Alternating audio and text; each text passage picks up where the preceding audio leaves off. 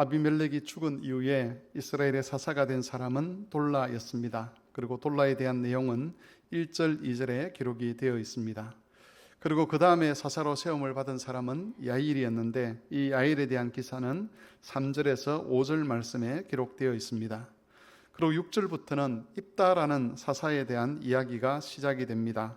사사 입다에 대한 이야기는 10장 6절부터 시작해서 11장 그리고 12장 전체에 기록이 되어 있습니다.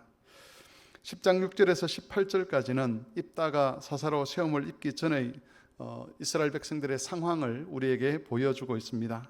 오늘은 이 말씀 중에서 6절에 있는 말씀, 이스라엘 자손이 다시 여호와의 목전에서 악을 행하였다는 이 말씀을 중심으로 10장 전체의 말씀을 살펴보고자 합니다.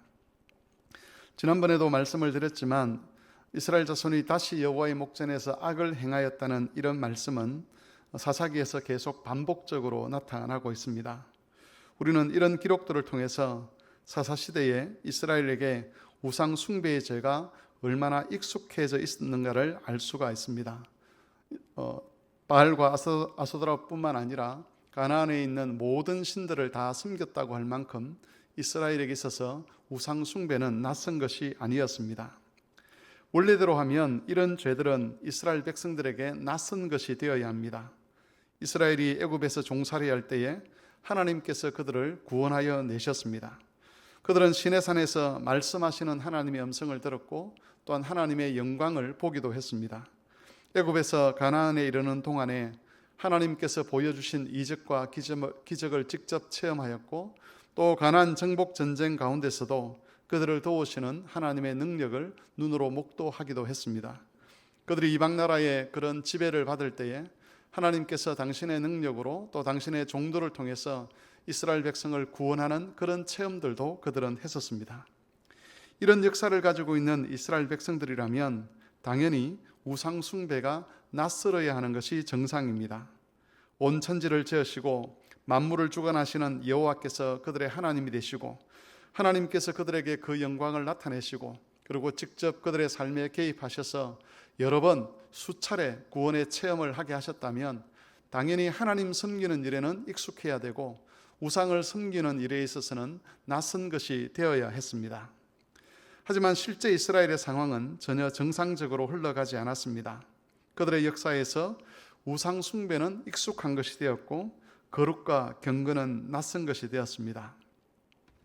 우리는 여기서 사람이라는 존재가 얼마나 죄의 유혹 앞에 취약한 존재인가를 알게 됩니다. 이스라엘 역사를 통해서 알 수 있는 것은 하나님이 주신 경건이나 하나님이 주신 거룩을 사람이 지켜갈 능력을 갖고 있지 않다는 겁니다. 하나님께서 은혜를 베푸셔도 금세 그 은혜를 헛되게 만들어버리고 또 악에 익숙해지는 존재가 바로 사람이라는 것이죠. 이런 현상은 우리라고 해서 별반 다르지 않을 것입니다. 우리 역시 하나님이 베푸신 은혜를 헛되게 하는 데 있어서는 이스라엘과 크게 차이가 나지 않습니다. 우리가 하나님의 은혜로 지나온 시간들을 의의 열매를 맺으며 살아왔다라고 그렇게 이야기할 수 있지만 지나온 시간들을 잠잠히 돌아보면 거룩과 경건은 우리의 삶에서 많은 부분 낯선 것이 되었고 미움과 원망과 시기와 방탕은 익숙한 것이 되어 있다는 것을 우리가 부인할 수가 없습니다.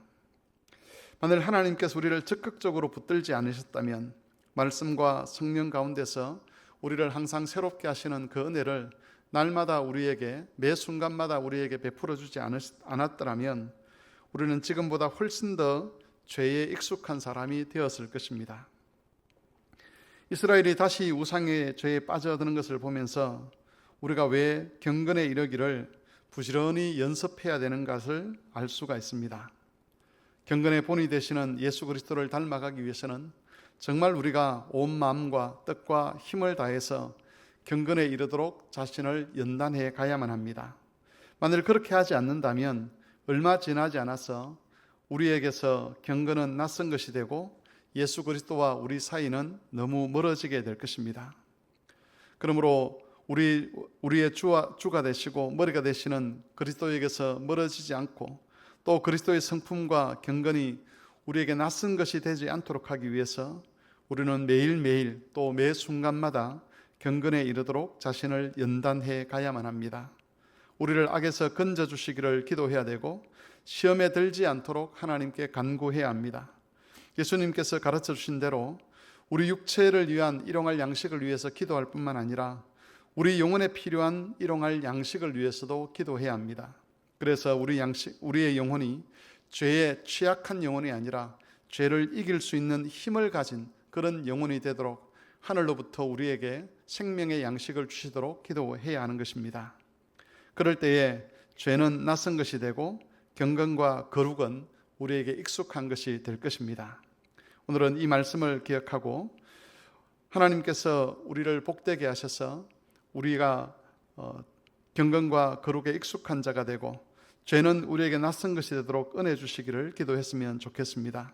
오늘 하루도 우리가 많은 만남을 갖게 될 것이고 또 많은 일들을 겪게 될 것인데 이 만남과 일들 앞에서 경건을 연습하고 그리스도의 성품과 또 경건을 더 익숙하게 만들어가는 그런 하루가 되도록 주께서 도우시기를 기도하고 또 그렇게 자신을 연단하여 하나님 앞에 성숙한 그리스도인으로 자라가는 그런 하루가 되실 수 있기를 바랍니다.